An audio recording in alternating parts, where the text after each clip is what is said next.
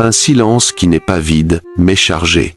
Un silence qui n'arrive pas après une dispute, ni après une rupture brutale. Un silence qui s'installe lentement, presque poliment, comme une habitude que personne ne remarque. C'est le silence de quelqu'un qui a cessé d'expliquer, cessé d'attendre, cessé de tendre la main. Tu n'as pas disparu du jour au lendemain. Tu n'as pas annoncé ton départ. Tu as simplement réduit ta présence, message après message, réponse après réponse, jusqu'à devenir périphérique dans la vie des autres. Et peut-être que tu te reconnais ici. Peut-être que tu es devenu cette personne difficile à joindre, pas parce que tu te crois au-dessus, pas parce que tu n'aimes pas les gens, mais parce que quelque chose en toi s'est fatigué de maintenir des liens qui demandaient toujours plus qu'ils ne donnaient. Au début, cette coupure a été vécue comme une délivrance.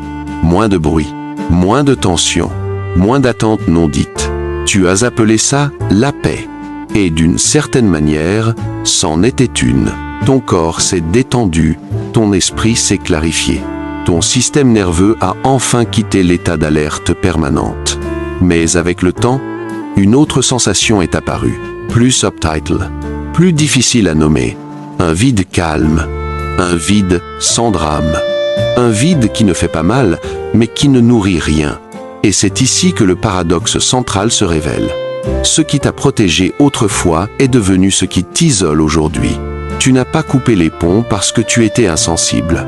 Tu l'as fait parce que tu ressentais trop, parce que chaque interaction te demandait une adaptation constante, parce que chaque lien réveillait une vigilance épuisante. Alors ton système a trouvé une solution simple, radicale, efficace, et c'est de se retirer. Moins de relations, moins de blessures possibles, moins d'attachement, moins de pertes, moins d'exposition, moins de déception. Mais ce calcul, aussi logique soit-il, a une conséquence silencieuse.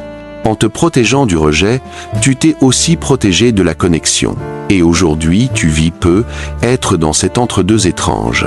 Fonctionnel, autonome, stable en apparence, mais intérieurement distant. Comme si une partie de toi regardait la vie à travers une vitre. Si tu écoutes bien, ce que tu appelles indépendance ressemble parfois à une fatigue émotionnelle profonde. Une lassitude relationnelle. Un retrait qui n'est pas un choix idéologique, mais une réponse adaptative à un passé où rester ouvert coûtait trop cher. Psychologiquement, couper les ponts n'est presque jamais un acte impulsif. Ce n'est pas un caprice. Ce n'est pas une décision soudaine. C'est un processus lent, progressif. Une série de micro-renoncements. Un message auquel tu réponds plus tard. Une invitation que tu déclines sans proposer d'alternative. Une conversation que tu écoutes. Un lien que tu laisses se dissoudre sans le retenir. Ce processus commence presque toujours bien avant l'âge adulte. Souvent dans un environnement où l'enfant n'a pas été reconnu émotionnellement. Pas nécessairement maltraité. Pas nécessairement ignoré physiquement. Mais émotionnellement invisible. L'enfant apprend très tôt que ses émotions ne sont pas dangereuses, mais inutiles. Qu'elles n'ont pas d'impact réel sur le monde autour de lui. Qu'exprimer sa tristesse ne change rien. Qu'exprimer sa joie ne provoque pas d'écho.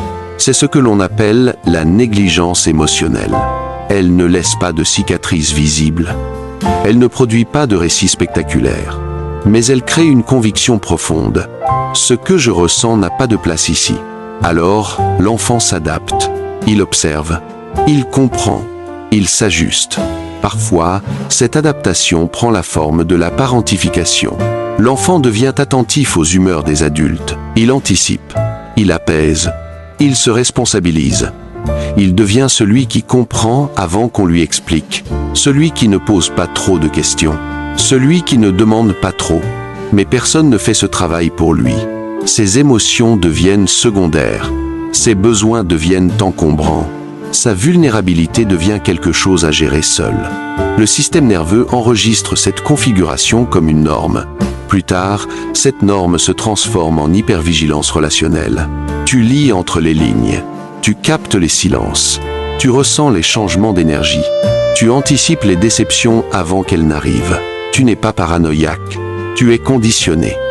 Ton corps a appris que la relation est un espace instable, Un espace où il faut être attentif en permanence pour éviter la douleur.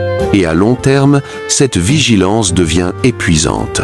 Alors une stratégie apparaît naturellement. Réduire l'exposition, moins de relations, moins d'intimité, moins de risques. Couper les ponts devient alors une tentative de régulation du système nerveux. Un moyen de retrouver le calme, un moyen de reprendre le contrôle. Ce n'est pas un rejet du monde. C'est une tentative de se protéger de ce que le monde a représenté émotionnellement. Avec le temps, cette stratégie cesse d'être un comportement, elle devient une identité. Tu ne dis plus « je prends de la distance ». Tu dis « je suis comme ça », indépendant, autonome, solitaire par choix. Mais si tu regardes honnêtement, ce choix est souvent né d'une nécessité. Tu as appris à ne pas compter, à ne pas attendre, à ne pas dépendre. Parce que dépendre autrefois signifiait être déçu. Alors tu as construit une version de toi capable de fonctionner seule, capable de se suffire, capable de ne rien demander. Cette version est efficace. Elle est forte, elle est respectable, mais elle est aussi fatiguée. Parce que maintenir une distance constante demande de l'énergie. Rester fermé demande un effort. Contrôler ton niveau d'attachement demande une vigilance permanente. Et pourtant tu continues, parce que rouvrir semble plus dangereux que rester seul. Ce que cette stratégie te donne, c'est le calme. Ce qu'elle te prend, c'est la résonance. Tu n'es plus profondément touché, mais tu n'es plus profondément relié non plus. Les relations deviennent fonctionnelles, les échanges deviennent pratiques, les liens deviennent superficiels, et extérieurement, personne ne s'inquiète. Parce que tu sembles aller bien, tu travailles, tu avances, tu gères, mais intérieurement, quelque chose s'est figé. Tu ne ressens plus l'enthousiasme spontané, tu ne ressens plus l'élan vers l'autre. Tu ressens une neutralité confortable, mais appauvrissante. C'est ce que l'on appelle le chagrin invisible. Un chagrin sans objet précis, un chagrin sans événement déclencheur, un chagrin lié à tout ce que tu n'as pas vécu parce que tu t'es protégé. Tu ne pleures pas quelqu'un, tu pleures une possibilité. La possibilité que le lien puisse être sûr, la possibilité que tu puisses être toi sans te surveiller, la possibilité que la proximité ne mène pas à la perte. À force de te retirer, quelque chose d'étrange se produit. La solitude cesse d'être un refuge. Elle devient un cadre rigide. Au début, tu choisis d'être seul. Puis, progressivement, tu ne sais plus vraiment comment être autrement. Tu ne sais plus comment initier sans te surveiller. Tu ne sais plus comment rester sans anticiper la fuite. Tu ne sais plus comment être proche sans sentir une tension diffuse dans le corps. Ce n'est pas que tu ne veux plus de lien, c'est que ton corps n'a plus de mémoire du lien sécurisant. Alors même quand quelqu'un s'approche avec douceur, ton système interprète cela comme une intrusion potentielle. Tu analyses, tu rationalises, tu minimises, et parfois, tu coupes. Pas parce que l'autre a mal agi, mais parce que quelque chose en toi a dit « c'est trop ». Cette phrase est importante, parce que ce trop ne parle pas du présent. Il parle du passé. Il parle de toutes les fois où tu as dû contenir plus que tu ne pouvais, de toutes les fois où tu as été présent sans être soutenu, de toutes les fois où tu as donné sans recevoir. Ton corps se souvient. À l'âge adulte, ce mécanisme se manifeste de manière très concrète. Dans les relations amoureuses, tu peux ressentir un intérêt intense au début, une connexion mentale forte, une impression de reconnaissance.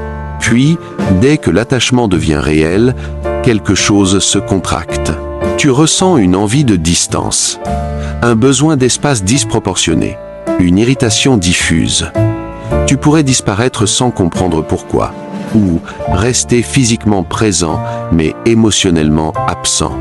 Dans les amitiés, tu peux être profondément loyal mais difficilement disponible. Tu donnes quand tu choisis, mais tu te retires dès que la relation demande une constance émotionnelle. Dans le travail, tu es souvent très autonome, très compétent, mais tu évites les environnements où la dépendance émotionnelle est forte. Tu préfères être indispensable plutôt que vulnérable, respecté plutôt que connu. Dans la valeur personnelle, tu t'estimes à travers ce que tu fais, pas à travers ce que tu ressens. Le repos te met mal à l'aise. Parce que sans activité, les émotions remontent. Dans les limites, elles sont soit extrêmement rigides, soit inexistantes. Parce que tu n'as jamais appris à poser des limites dans un espace sûr. Dans la régulation émotionnelle, tu intellectualises, tu analyses, tu comprends, mais tu ressens peu. Et dans ton identité intérieure, il y a une question silencieuse. Qui serais-je si je n'étais plus en retrait? Voici la vérité que peu de gens osent formuler clairement. Tu n'es pas distant par nature. Tu es distant par apprentissage. Ce que tu appelles personnalité est en réalité une adaptation figée. Et ce qui a été appris peut être désappris. Mais pas par la force, pas par la volonté, pas par l'exposition brutale. Le désapprentissage commence par une reconnaissance fondamentale. Ce retrait t'a sauvé à un moment donné. Il t'a protégé. Il t'a stabilisé. Il t'a permis de continuer. Il mérite donc du respect, pas du mépris. La première étape du changement n'est pas l'action, c'est l'observation. Observer sans te juger. Observer sans te forcer. Observer sans te raconter que tu devrais être différent. Commencer à remarquer quand ton corps se ferme, quand ton souffle change, quand l'envie de disparaître apparaît, non pas pour lutter contre elle, mais pour la comprendre, se demander « Qu'est-ce que cette partie essaie de protéger ?» Souvent, la réponse est simple. Elle essaie d'éviter une ancienne douleur. Guérir ici ne signifie pas devenir ouvert à tout le monde, ni redevenir naïf, ni abolir tes limites. Guérir signifie choisir consciemment la connexion plutôt que l'auto-exil. Cela commence par le reparentage de l'enfant intérieur. Apprendre à te parler comme personne ne l'a fait. Valider ce que tu ressens. Ralentir quand ton corps est saturé. Puis vient le travail de l'ombre. Regarder honnêtement la peur derrière le retrait. La peur d'être trop. La peur de dépendre. La peur de perdre le contrôle. Non pour la supprimer, mais pour l'intégrer. Ensuite, la régulation du système nerveux. Apprendre que la proximité peut être lente, que le lien peut être imparfait, que la sécurité se construit dans la répétition, pas dans l'intensité. Choisir la douceur plutôt que le mode survie. Tu n'as pas besoin de rouvrir tous les ponts, tu n'as pas besoin de réparer toutes les relations. Tu as seulement besoin de cesser de te bannir toi-même, d'accepter que tu peux être en lien sans t'oublier, que tu peux poser des limites sans disparaître, que tu peux être vu sans être envahi. Cela demande du temps, de la patience, de la compassion envers toi-même. Mais c'est possible. Tout ce qui nous effraie est, au fond, quelque chose qui a besoin de notre amour. Ce que tu as fui n'était pas le monde. C'était ta propre sensibilité, laissée sans protection trop longtemps. Et aujourd'hui, tu peux devenir cette protection. Rappelle-toi ceci, le but n'est pas d'être réparé. Le but est de devenir entier. Si tu es encore là, c'est que quelque chose en toi n'a pas renoncé. Et cette partie mérite d'être entendue, d'être respectée, d'être reliée. Merci d'avoir écouté jusqu'ici. Et si ce chemin intérieur résonne avec toi, reste. Pas par obligation, mais par choix conscient de ne plus t'abandonner.